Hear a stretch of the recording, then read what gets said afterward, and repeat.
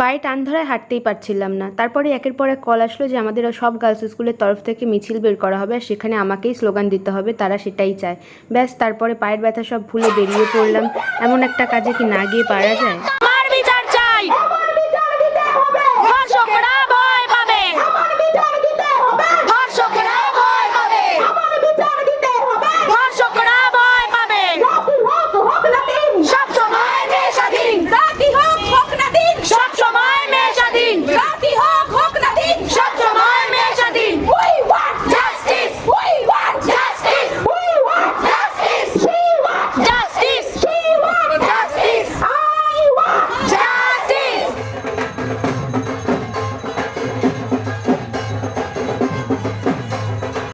আসার সময় মায়ের মন্দিরের ঢাকের আওয়াজ শুনে একটু মনটা ভালো লাগলো, আর মনে হচ্ছে মা আসছে। আশা করি সব আস্তে আস্তে ঠিক হয়ে যাবে, এটাই প্রে করি।